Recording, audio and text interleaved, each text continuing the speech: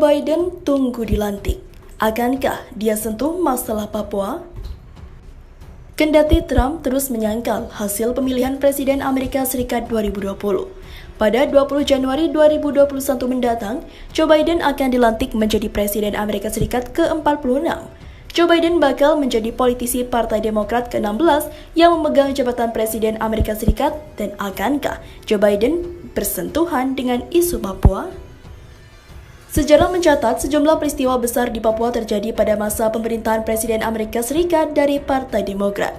Nama Presiden Amerika ke-35, John F. Kennedy misalnya, kerap disebut-sebut sebagai tokoh penting dalam babak awal perundingan politik antara Amerika, Kerajaan Belanda, dan Republik Indonesia untuk memutuskan nasib Papua. John F. Kennedy adalah politisi Partai Demokrat Amerika yang menjadi anggota Kongres Amerika pada tahun 1947 sampai 1953. Sejak 1953, Kennedy menjadi anggota Senat Amerika dan menjadi senator hingga tahun 1960. Pada 1957, Kennedy mengunjungi Indonesia dan bertemu dengan Presiden Soekarno. Dalam bukunya yang berjudul Indonesia Melawan Amerika Serikat, Konflik Perang Dingin 1953 sampai 1963, pada tahun 2008, Bhaskara Tewardaya menulis Kennedy yang dilantik menjadi Presiden Amerika pada 1961 mengundang Soekarno untuk berkunjung ke Amerika.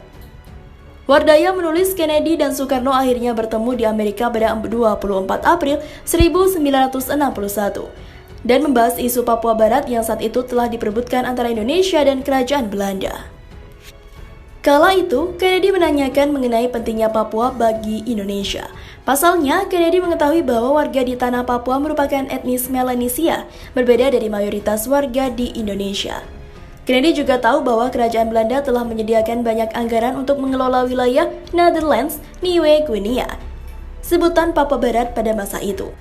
Selain itu, Belanda juga telah bertemu dengan Australia dan membahas kemungkinan membentuk United New Guinea yang menggabungkan wilayah Papua dan Papua Nugini yang saat itu dikuasai Australia.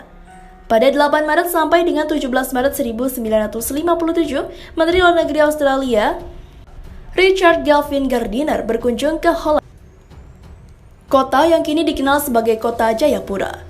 Menurut majalah Triton edisi April 1958, mantan duta besar Australia untuk Amerika itu disambut oleh Gubernur Netherlands Nieuwe Guinea, Dr. Jan van Baal. Pasca kunjungan itu, beberapa kerjasama terjalin di antara Netherlands, Nieuwe Guinea, dan Australia.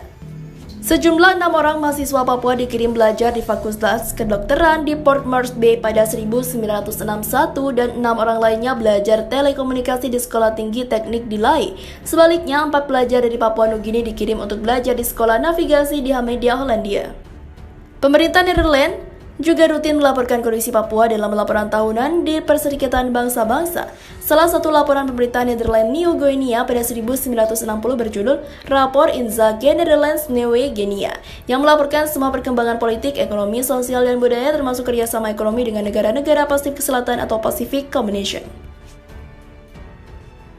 Pada 1 Desember 1961 terjadi pengibaran bendera bintang kejora di kota Hollandia, sekarang Kota Jayapura, dan di semua ibu kota Onderafdeling, Netherlands, New Guinea. Peristiwa itu membuat Soekarno marah dan mendeklarasikan Operasi Trikora pada 19 Desember 1961.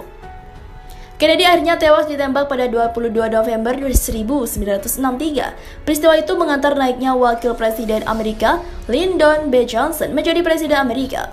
Lyndon B. Johnson, juga politisi Amerika itu, kembali terpilih menjadi Presiden Amerika pada 1965 dan menjabat hingga 1969 dan berlangsung Persatuan Pendapatan Rakyat di Papua atau PEPERA.